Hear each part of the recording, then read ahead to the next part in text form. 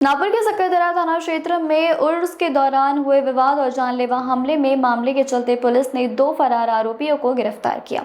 बताया जा रहा है कि उर्स कार्यक्रम के दौरान शिकायतकर्ता का आरोपी से किसी बात को लेकर मामूली विवाद हुआ था।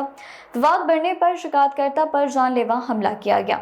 घटना के बाद दोनों आरोपी फरार चल रहे थे और पुलिस उसकी तलाश कर रही थी।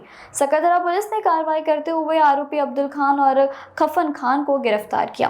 दोनों आरोपी गिरफ्तार शिकायतकर्ता की महल में रहते थे, जिसे बताया गया कि पुलिस ने दोनों आरोपियों को हिरासत में लेकर आगे की जांच शुरू कर दी।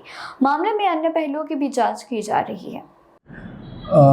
बाबा ताजुद्दीन उर्स दरम्यान सोहेल खान समदर खान वय वर्ष 22 यासिन प्लॉट याला काही मुलांनी मारहाण केल्याच्या ह्याच्यावरून चाकू केल्याच्या ह्याच्यावरून पोलीस स्टेशनला गुन्हा दाखल झालेला होता।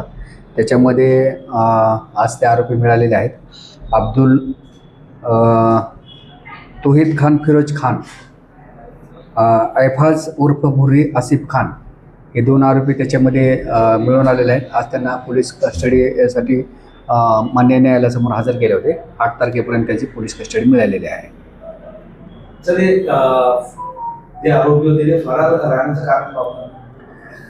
हे आरोपी एकमेकाच्या ओळखीचे आहेत, एकाच एरियामधले आहेत आणि तिथं एक छोटा हे घटना घडण्यापूर्वी छोटं भांडण झालं होतं। ते सोडवायला ह्या जखमी जो आहे तो मध्यस्थी करायसाठी गेलेला होता।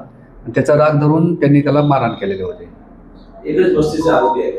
हो, यासिन प्लॉटचे आहेत सर्व। त्याच्यात जखमी सोहेल खान समद खान हा जखमी आहे आणि आरोपी आहे तोहिद फिरोज खान आणि भुर्री उर्फ ऐफाज आसिफ खान हे राहणारे ताजबाग एरियामधलेच आहेत। नाही, यांच्यावरती नाही, त्यांचं रेकॉर्ड नाही। याच्यामध्ये आणखीन 2 आरोपी आहेत। आता 2 आरोपी मिळालेले आहेत, तेही लवकरच मिळून जातील।